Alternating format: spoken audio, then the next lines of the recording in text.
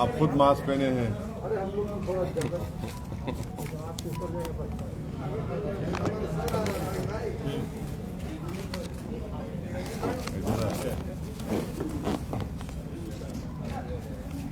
देखिए भाई, प्रेस के साथी लोग, हम लोग पूरा सीमांचल और पूरे बिहार की तरफ से जनाबे बैरिस्टर असदुद्दीन ओवैसी साहब का इस्तकबाल करते हैं। और चूँकि जनाब वाला का एक ख़ास फंक्शन में आने का इत्तेफाक हुआ, ऐसे मौके से मैंने ज़रूरी समझा बिहार में एमआईएम के खादिम होने के नतीजे से कि मैं प्रेस से सर को रूबरू कराऊं और आप लोगों का जो तकाजा रहता है अक्सर कि आएँ तो बात कराएं, तो समझा कि इज्तिमाई तौर पर आप लोगों से बात हो जाए।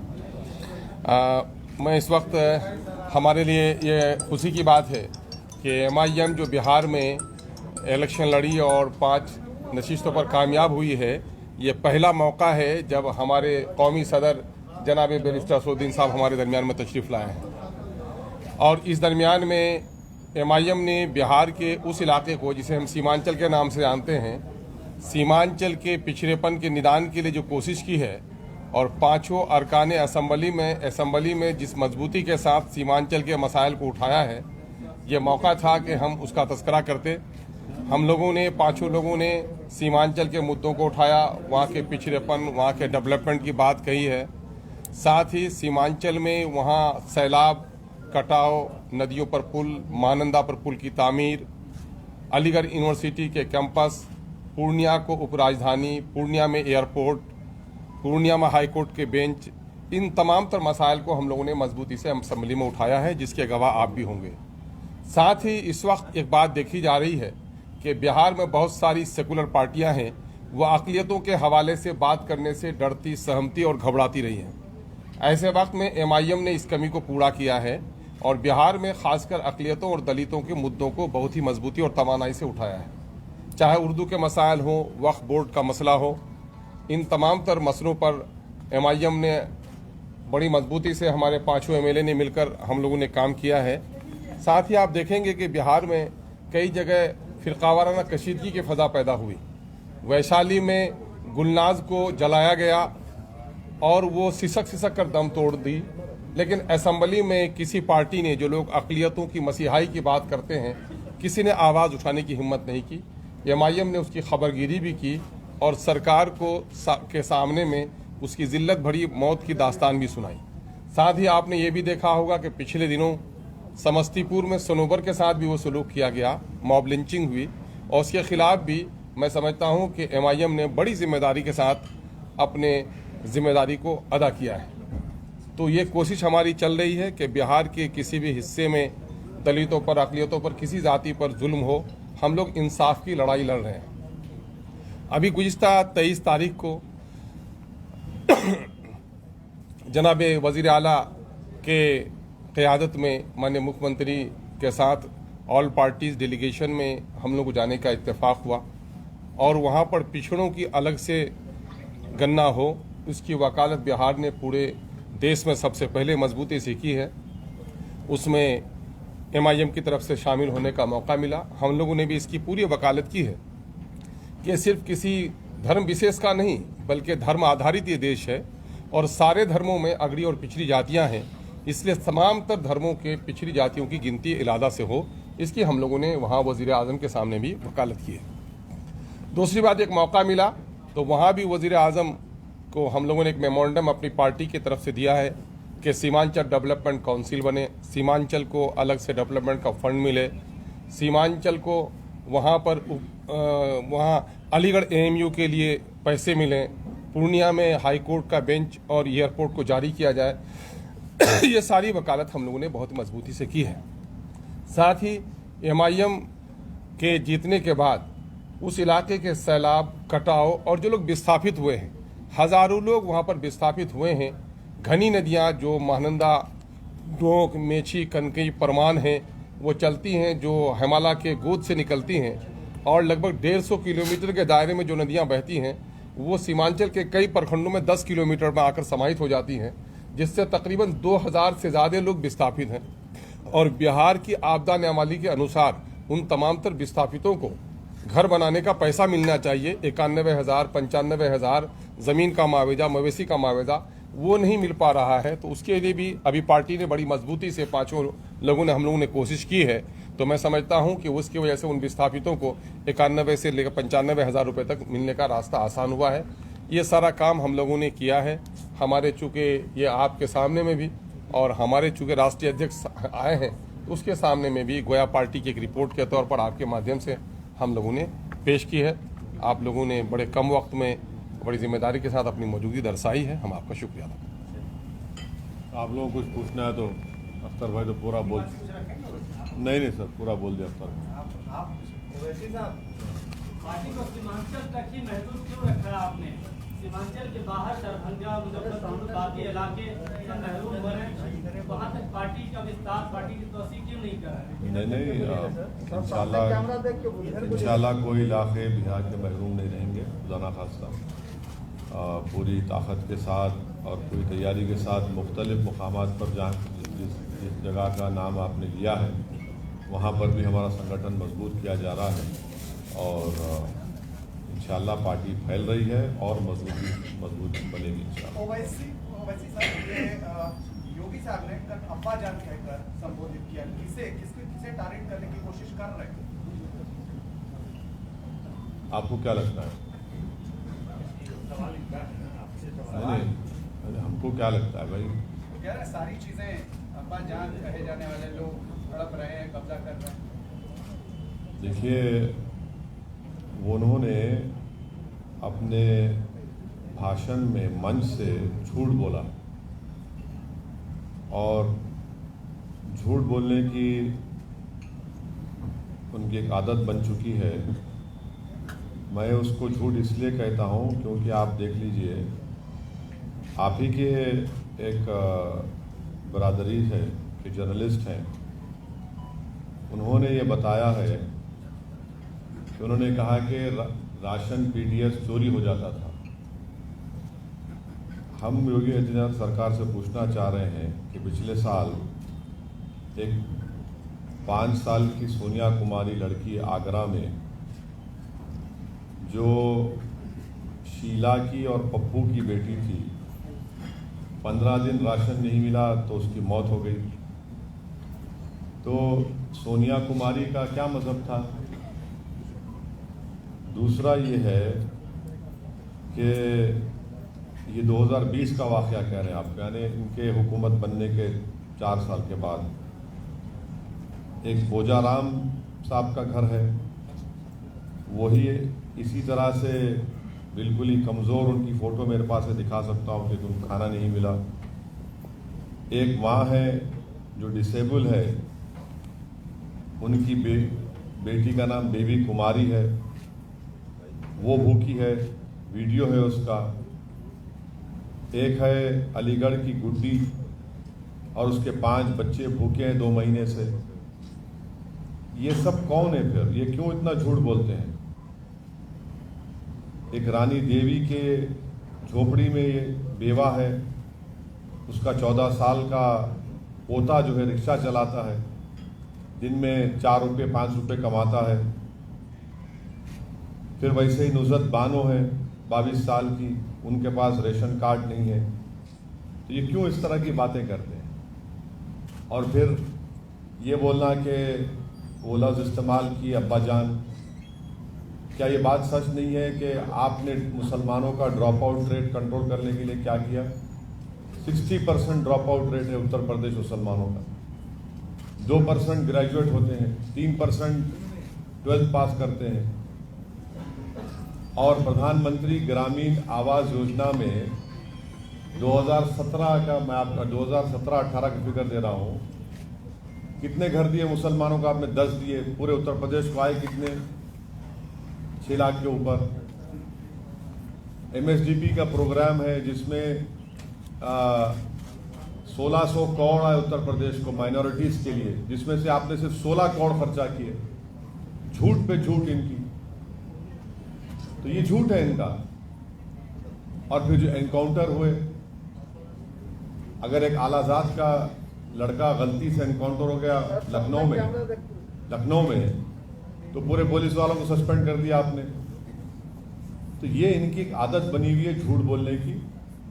और ये समझते हैं कि इस तरह से बोलकर वो अपनी गिरती हुई साख को उठा पाएंगे, मगर उत्तर प्रदेश की जनता देख रही है उनको। कैसे वो देख नहीं पाए कोविड के सेकेंड वेव में, जब गंगा के ऊपर लाशें तीर रही थी, ऑक्सीजन के लिए लोग तड़प तड़प कर मर गए, दवाएं और इंजेक्शन नहीं मिल रहा था, रेमडेसिविर नहीं मिल रहा था, टोसिलमिज़ोब नहीं मिल रहा था, दफनाने के लिए जलाने के लिए लकड़ी नहीं, तो नदी के किनारे लाशों को जलाए तो कुत्ते लोच कर खा रहे, वो भी दुनिया की आंखों ने देखा। तो इस पर इनकी कोई तवज्जो नहीं है।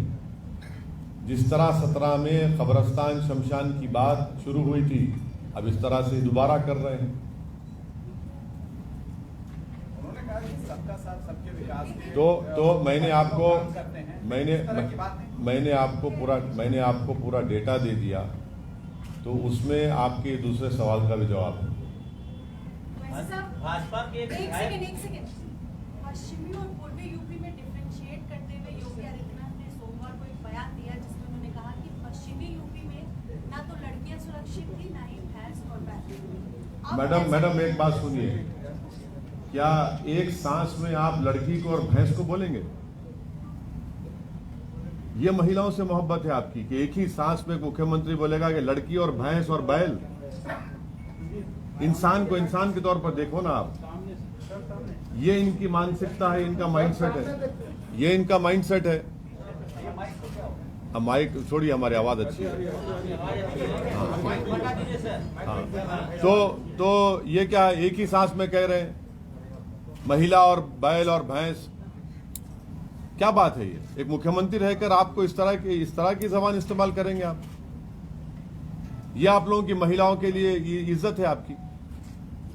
बिल्कुल गलत है। हम इनके इस तरह के बयान को बिल्कुल हम कंडेम करते हैं। हरिभूषण बचौल हैं जो बीजेपी के विधायक हैं, कहाँ वो के? कहते हैं कि आप जिन्ना का दूसरा रूप। कहाँ के हैं वो? बिहार के हैं, मधुबनी से हैं, बिस्मिल के विधायक। अच्छा, अब वो अडवाणी जाकर क्या लिखे थे जिन्ना की खबर पे? असदुद्दीन ओवैसी का नाम लिख कर आए थे। क्या लिखे थे जिन्ना की खबर पर जाकर? पढ़ के सुनाए आपको हम। उनको, ये लोग जाहिल लोग हैं, पढ़ते नहीं है। अडवाणी ने जाकर जिन्ना की तारीफ कर दी। हम यहां पर हैं तो जिन्ना के पैगाम को रिजेक्ट किए, टू नेशन थियरी को रिजेक्ट किए, तो यहां पर हैं। तो इनको हर आदमी इनको वही लगता है जो माइनॉरिटी एम्पावरमेंट की बात करता है, तो इनको वही लगता है, बस वही पुराना कैसेट चलाते हैं। आपको उन्होंने कहा कि आप तालिबानी सोच के हैं और आपको अफगानिस्तान चला जाना चाहिए।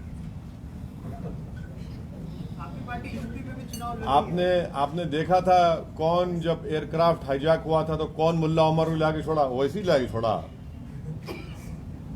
वो नहीं, एक मिनट नहीं, वो जो कौन लेकर गया था यहाँ से टेररिस्ट को, कौन लेकर गए थे? ले जाकर प्लेन में ले जाकर तालिबान के पास ले जाकर छोड़कर आए। अच्छा, दूसरी बात, भारत की जमीन पर हमारे एम्बेसडर ने वो कौन सा उनका तालिबान का लीडर, नाम भी नहीं आ रहा, उनसे मुलाकात की। तो क्या आपने क्या कबाब खिलाया उनको? हाँ, नहीं, बिरादर नहीं है, दूसरा है वो। तीसरी बात यह है कि हम डिमांड कर रहे नरेंद्र मोदी से, अगर नरेंद्र मोदी की सरकार में दम है तो वो तालिबान को टेररिस्ट घोषित करे, अनलॉफुल एक्टिविटीज प्रिवेंशन एक्ट में उनको शामिल करे, और ये साफ देश को बता दे नरेंद्र मोदी की सरकार के भारत यूनाइटेड नेशन की सैंक्शन कमेटी का चेयरमैन है, और भारत ये तमाम तालिबान के 100 लीडर्स को डीलिस्ट नहीं करेगा डीलिस्ट। इनको एश्योरेंस दे मुल्क को। और आपने वाजपेयी जी की सरकार, मनमोहन सिंह की सरकार, नरेंद्र मोदी की साढ़े छह साल सरकार, भारत के 35,000 करोड़ रुपए खर्चा किए गए अफगानिस्तान में। फिर ये कैसे आ गया? ये कौन जिम्मेदार है इसका? आप बताइए ना इन चीजों को, आप नहीं बताते। आप कह रहे हैं कि अगर प्रधानमंत्री मोदी में दम हो तो वो तालिबान को तालिबान को टेररिस्ट, सुनिए हम क्या, हम सुनिए आपको तकलीफ हो रही है, सुनिए। तालिबान को वो टेररिस्ट घोषित करेंगे। आप हमसे सवाल कर रहे हैं ना, आप घोषित करिए ना, यूएपीए में लाइए, यूनाइटेड नेशन की सैंक्शन कमेटी में ये तमाम के तमाम लोग टेररिस्ट उनको डिक्लेयर कर दिया गया है। वो हक्कानी नेटवर्क कौन है जिसने भारत के डिप्लोमेट को मार दिया था अफगानिस्तान में, काबुल में? वो उनका अभी मिनिस्टर बना हुआ है। तो आपको कौन रोक रहा है? आप सत्ता में है ना, तो हमारा मुतालबा सरकार से, आपको गवर्नमेंट में आप करिए ना, क्यों नहीं करते आप? तालिबान को क्या मानते हैं? क्या मानते हैं? क्यों आप ये सवाल हमसे क्यों कर रहे हैं? क्या मानते हैं? हमको क्या करना है तालिबान से? आपने मांग किया है ना, तो आप तो हम को क्या मानते हैं? हम देखिए, आतंकवादी मानते हैं? सरकार से हम पूछ रहे हैं, हमारी सरकार से हम पूछ रहे हैं कि आप उनको, यूनाइटेड नेशन ने उनको तो आतंकवादी कह दिया, उनके लीडर्स को। आपने अब तक उनको यूएपीए में लिस्ट में क्यों नहीं डाला फिर? और ये इनके जो ये रिकॉर्डिंग कंपनी के जूक बॉक्स हैं, बक करते रहते हैं, बकवास। अरे तुम्हारी सरकार को बोलो ना जाके। लेकिन तालिबान को आप क्या मानते हैं? अपना स्टेटमेंट क्या सुप्रीम ओवैसी तालिबान को क्या मानते सरकार से सवाल हैं? कर रहे हैं हम, तो आपकी प्रेस कॉन्फ्रेंस अरे आपने हमसे पूछा कि किसी बीजेपी के नेता ने तालिबान के बारे में हमसे ये कहा है, हमारे बारे में। अरे भाई, क्या हर मुसलमान इनको तालिबान नजर आता है क्या? आपकी राय क्या है? ओवैसी साहब को क्या नजर आता है? ओवैसी साहब को तालिबान क्या नजर आता है? अरे आप लोग इस तरह से जर्नलिस्ट लिंचिंग नहीं करते, सवालात करिए, क्या बात करिए। हम बैठे हैं ना, भागता रहे। सवाल एक ही है, सबका सवाल एक ही है। मुजीद्दीन ओवैसी साहब या आपकी पार्टी हाँ। तालिबान को मान्यता देती है या फिर आप तालिबान को क्या मानते हैं? तालिबान को हम शुरू से कह रहे हैं, 2013 से मैंने पार्लियामेंट में स्पीच कहा, 2015 में कहा, 2016 में कहा, और 2000 जब ये CAA का बिल पास हुआ था, मैंने कहा ये बहुत बड़ी स्ट्रेटेजिक गलती कर रहे हैं आप। तालिबान आएगा, आप इसको CAA के कानून को आप रिलीजियस न्यूट्रल बनाइए। और बनाने क्या स्पीच सुनिए जाके पार्लियामेंट में हमारी। हमने कहा कि कल आपको ताजिक को, हजारा को, उज्बेक को, तुर्कमेन को आप भारत में सिटीजनशिप दे पाएंगे? अफगानिस्तान में आ रहे हैं वो लोग। आपने अपना स्ट्रेटेजिक बहुत बड़ा ब्लंडर कर दिया वहां पर। ये आपने क्या? अरे ये देखिए, तालिबान से असदुद्दीन ओवैसी को क्या करना है? क्या करना है हमको? आपके दिमाग में बात आती भी क्यों है? आप क्यों शक करते हैं हम पर? इस तरह का सवाल करना आपका शक नहीं, आपका शक करना है नहीं, बिल्कुल शक करना है आपका, बिल्कुल। मैं एक सुनिए, कोई नजरिया, हमारा नजरिया संविधान, हमारा नजरिया पूछा जा रहा है। अरे नजरिया संविधान का है हमारा, भारत का संविधान के ऊपर वोट लिए हैं। बोल रहे हैं आपको संविधान से मतलब है नहीं है? ये बताइए कि हमको क्या नहीं, हमको मुल्क से, भारत से मतलब, हमको दूसरे पड़ोसी से क्या मतलब? हमको नजरिया क्या है? क्या नजरिया? कौन सा नजरिया? हमारा नजरिया संविधान का है, हमारा नजरिया कॉन्स्टिट्यूशन का है। संविधान के नजरिए से आप क्या मानते हैं? इसी संविधान के नजरिए से सरकार को तय करना है। इसी, सुनिए आपने अच्छा सवाल, इसी संविधान के नजरिए से भारत सरकार को तय करना है कि वो टेररिस्ट ऑर्गेनाइजेशन में शामिल करेंगे नहीं करेंगे। और ये संविधान के नजरिए से हमको पूरा हासिल है कि हम अपने मजहब पर चले, हम भारत के शहरी हैं। ये हर चीज दुनिया में संविधान वो हो रहा है, हमको क्यों पूछ रहे हैं आप? ये बताइए कि तालिबान के टेक ओवर से अफगानिस्तान में पाकिस्तान कमजोर होगा या मजबूत होगा, और भारत पर उसका क्या? मैंने ऑन रिकॉर्ड ये बात कहा कि ये जो तब्दीली आई है, ये पाकिस्तान, चीन, ये इनको मजबूत करेगा, और मुस्तकबिल में हो सकता है, फ्यूचर में ये भारत के लिए एक फिक्र की बात हो सकती है। ये मेरा ऑन रिकॉर्ड मैं कह चुका हूं, ऑन रिकॉर्ड इस बात को कह चुका हूं। और उसके बावजूद भी हमारा एम्बेसडर उनसे मिलता है, हम मिलते हैं उनसे। और जो लोग भारत की एम्बेसी में काम कर रहे थे अफगानी, उनको क्या लाए हमने? छोड़ दिया हमने उनको वहां पर, छोड़ दिया हमने उनको वहां पर। 4 हमारे कॉन्सुलेट थे, एक एम्बेसी हमारी थी वहां पर। हर साल 900 अफगानी को, 800 अफगानी को हम लाकर यहां पढ़ाते थे भारत में। 16,000 अफगानियों को हमने तालीम दिलाई, पढ़ाया, लिखाया, काबिल बनाया। अब क्या पोजीशन है हमारा बताइए वहां पर? हमने छाबार पोर्ट को डेवलप किया ईरान से ट्रेड करने के लिए। यही तो हम जानना चाह रहे हैं ना। और ये बातें पूरी हमने ऑल पार्टी मीटिंग में भी कही थी। पूछ लीजिए अब भारत सरकार से, ये सवालात हमने उठाए वहां पर। बोलिए क्या करेंगे आप? क्या आप इनको टेररिस्ट लिस्ट में डालेंगे? क्या आप इनको यूएन सैंक्शन कमेटी में आप डिलिस्ट करेंगे या टेररिस्ट रखेंगे? और रखते हैं तो फिर क्या आप यूएपीए में उनको शामिल करेंगे? और अगर नहीं करते तो अपने बीजेपी के लोग जो बकवास कर उनको रुकाइए। यहां पर यह सवाल उठता है ना, तो सरकार से हर आदमी जाके बोल रहा है, जो इनके खिलाफ है उसको खड़े होकर शुरू हो जाते हैं। सर, आपकी पार्टी के नेता बिहार में फिलिस्तीन और इजराइल पे बयान दे सकते हैं, और आप राष्ट्रीय नेता हैं, आप कह रहे हैं कि हमको सुनिए, अफगानिस्तान के मसले से कोई मुकाबला नहीं। आपने कभी पढ़ा महात्मा गांधी ने क्या कहा फलस्तीन के बारे में? आपने पढ़ा कभी? नहीं, सुनिए। अच्छा, अरे जवाब, अरे भाई आपको इतना दर्द क्यों हो रहा है पेट में? सुन तो लीजिए ना। सवाल आपका बहस करना चाहिए तो आ जाइए, डिबेट कर लेते हैं। आप जर्नलिस्ट से सवाल किए ना, जवाब सुनिए नेताओं को पेट में दर्द ना। हमको नहीं होता है, हमको नहीं होता है, हमको नहीं होता। हम बहुत मोटी चमड़ी के हैं, आपको होता है। सुनिए, सवाल करिए, जवाब भी सुनिए। नेताओं का काम जवाब देना है और आपका काम सुनना है पत्रकारों का, बहस से करना नहीं है। यूनाइटेड नेशन के रेजोल्यूशन है फलस्तीन के ऊपर कि इजराइल काबिज है, वहां पर है ही नहीं है। यूनाइटेड नेशन का भारत हमेशा से फलस्तीन को तायद किया नहीं किया, इसमें उसमें फर्क है ही नहीं है। हमने तायद की फलस्तीन की, हमेशा हमारा मौक़िफ़ रहा कि फलस्तीन का एक आज़ाद मुल्क बनना चाहिए। मस्जिद अक्सा बैतुल मुक़द्दस वहां पर है, इसका एक हिस्टोरिकल है, आप देखते नहीं आप लोग। प्रधानमंत्री नरेंद्र मोदी और योगी महेंद्र प्रताप यूनिवर्सिटी और अलीगढ़ में डिफेंस कॉरिडोर की शुरुआत कर रहे हैं।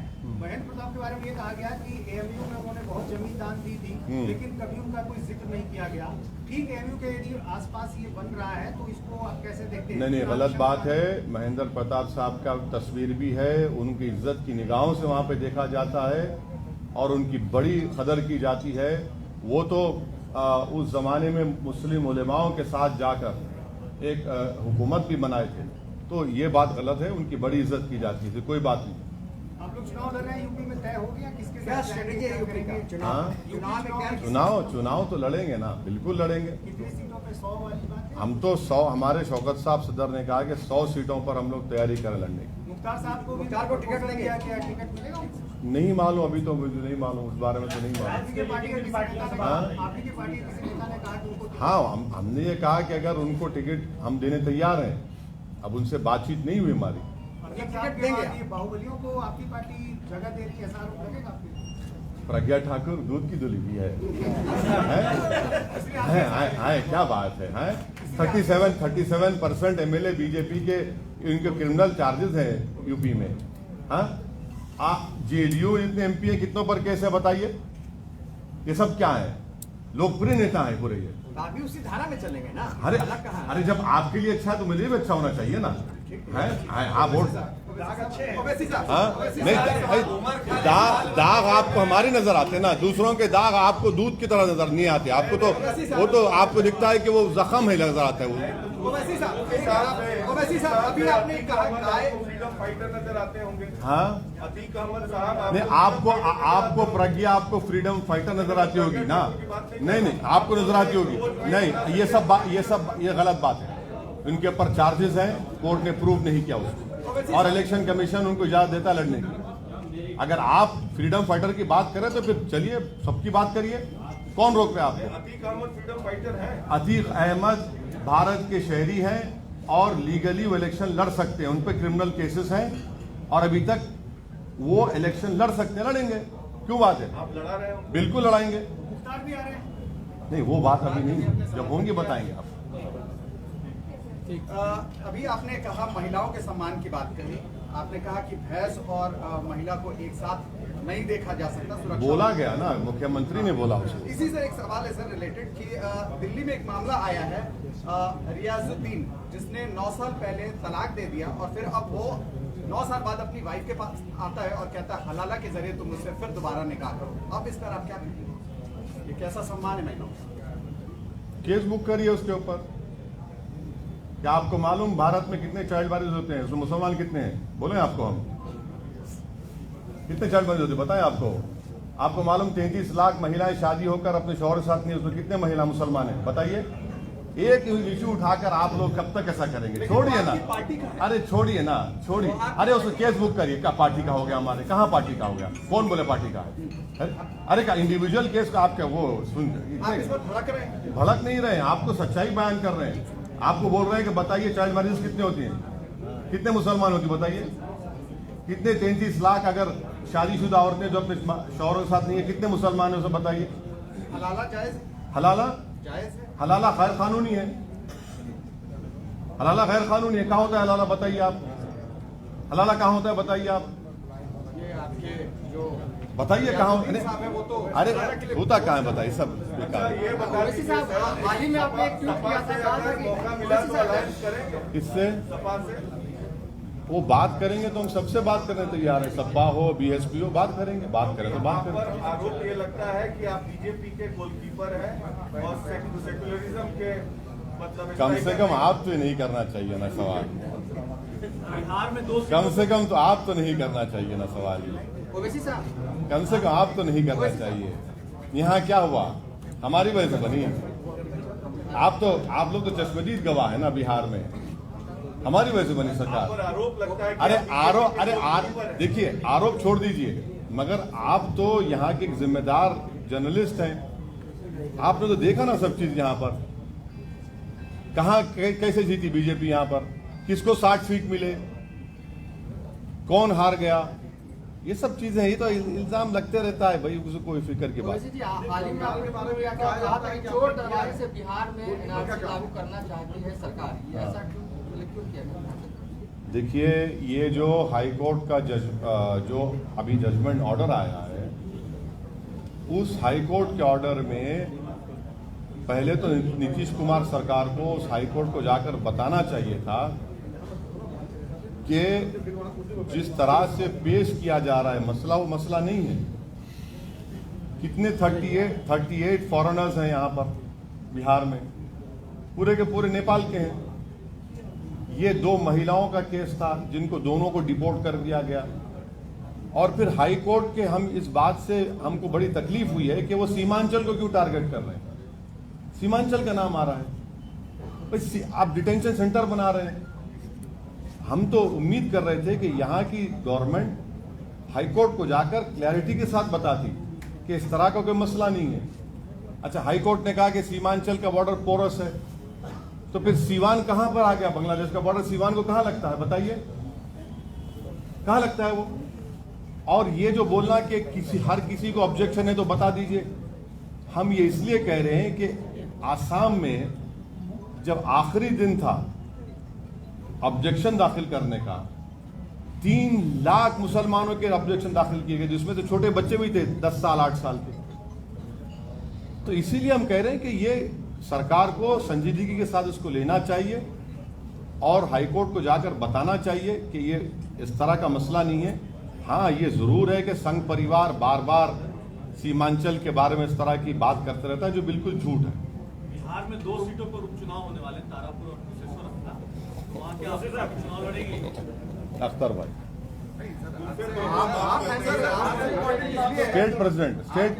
स्टेट प्रेसिडेंट की मौजूदगी में कैसे बोलूंगा? तो स्टेट प्रेसिडेंट तय करेंगे। नहीं, ठीक है, वो हम लोग देख रहे हैं, अभी उस पर गौर कर रहे हैं, कोई फैसला नहीं लिया गया है अभी बस हो गया।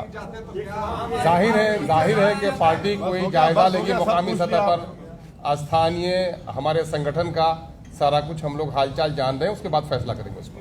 वैसे साहब, चिराग पासवान और प्रिंस पे एक लड़की ने रेप का मुकदमा दर्ज कराया है कनाट पैलेस दिल्ली में। मुझे नहीं मालूम इस बारे में। 17 तारीख को पीएम मोदी का जन्मदिन है, सब लोग जश्न मनाएंगे, बीजेपी वाले लोग, जेडीयू वाले भी कुछ कर रहे हैं, आप लोग कुछ करेंगे क्या? चलिए, आपको केक का टुकड़ा मिला तो खा लीजिए आप। एक सवाल और है, हेमंत कांग्रेस सोरेन की ने बोला तरफ है से बेरोजगार दिवस मनाया जा रहा है, भोजपुरी और मगही बोलने आप वाले जो है लोग भी तो कुछ वो करें। कांग्रेस की तरफ से उस दिन बेरोजगार दिवस मनाया जा रहा जी है, जी जी जी जी तो आप लोग भी तो कुछ कर लीजिए। हाँ जी हाँ जी हाँ। हम लोग सीमांचल में जो कटाव हो रहा है, 2000 से ज्यादा लोग विस्थापित हैं, नदियां काट रही हैं, वो हमारी पार्टी का इशू है। बोलिए। हेमंत सोरेन ने कहा है कि भोजपुरी और मगही बोलने वाले जो है वो डोमिनेटिंग होते हैं। बोलिए क्या आप। कहेंगे भाषा को लेकर के बोला आज बिहारी बिहार को कटाक्ष किया किसने? फिर से बोलिए, सुने नहीं। भोजपुरी और भोजपुरी से बोलने वाले हैं वो दबंगई करते हैं। कौन बोले ये बात? हेमंत सोरेन। अब सवाल ये पैदा होता है कि उनको बिहार, खास करके मगही वगैरह तो बिहार के क्षेत्र में बोली जाती है। मैं नहीं समझता हूं कि एक जिम्मेदार नेता को किसी भाषा को लेकर, किसी क्षेत्र को लेकर या किसी समुदाय को लेकर इस तरह की भाषा का इस्तेमाल नहीं करना चाहिए। ओके। नहीं सर, एक और सवाल, एक सेकंड। अरे किसी दूसरे पॉलिटिशियन के लिए रख लिए सवाल। क्वेश्चन आपसे। सामना के संपादकीय में जो साकीना का रेप मामला है, उसमें शिवसेना ने उत्तर भारतीयों को दोषी ठहराया। पहली चीज। दूसरी चीज, उद्धव सरकार ने बैठक में कहा है कि महाराष्ट्र में अलग अलग प्रांत से जो लोग आए हैं उनका रजिस्ट्रेशन रखा जाए। इस पर क्या? नहीं, ये क्राइम जब होता है तो उसको रीजन से आइडेंटिफाई क्यों करते आप? क्रिमिनल तो क्रिमिनल होता है, वो तो उसका माइंडसेट होता है, उसको रीजन से कैसे आइडेंटिफाई करेंगे आप? तो गलत बात है ये। और आपका काम ये है कि आप सेफ्टी पहुंचाना महिलाओं की, और आप उसमें नाकाम होते तो किसी रीजन पर ब्लेम कर रहे थे आप। और रजिस्ट्रेशन कौन से कानून रजिस्ट्रेशन करेंगे आप? कौन सा कानून है? कल आप बोलेंगे मुझे आने के लिए वीजा लेना पड़ेगा दूसरे स्टेट जाने के लिए। शिवसेना यूपी में चुनाव भी लड़ रही है, दूसरी तरफ उत्तर भारतीयों को वो देखिए, चुनाव कोई भी लड़ सकता है, मगर ये उत्तर भारतीयों को दोषी ठहराते हुए बिल्कुल नहीं, ये देखिए, नुकसान फायदा तो जनता तय करेगी, मगर इनका ये अगर ये कमेंट है सामना में, ये बिल्कुल गलत है। सरकार आपकी, आपका काम है उसको प्रोटेक्शन करना, माहौल पैदा करना, और उसको आप बोलेंगे वहां के लोग, अरे भाई India is a melting pot, आप सब जाएंगे ना, तो क्या बुरी बात है? आपको गुस्सा कब से आने लगा? हाँ, गुस्सा कब से आने लगा? गुस्सा कब से आने लगा है? नहीं, गुस्सा कहाँ है, ये तो नॉर्मल बिहेवियर है। ना सवाल नहीं दे, आप सवाल करेंगे तो जवाब तो देना पड़ेगा ना, आप दे रहे हैं और क्या है? ये यूपी में जो कि दूसरे राज्यों में भी आप पे आरोप लगता रहा है कि जब आप चुनाव लड़ते हैं तो किसी को फायदा होता है, किसी को नुकसान होता है। यूपी में किसको फायदा हुआ, किसको सर नुकसान एक बात सुनिए। बिहार में आप हमारा इलेक्शन कैंपेन कवर किया, आप तमाम का बेहद शुक्रिया। आप सबने हमका, आप तो साथ भी थे सर, आप तो हमारे 1 दिन 2 दिन साथ भी थे। आप बताइए कहाँ हमारी वजह से बीजेपी को फायदा हुआ यहाँ पर?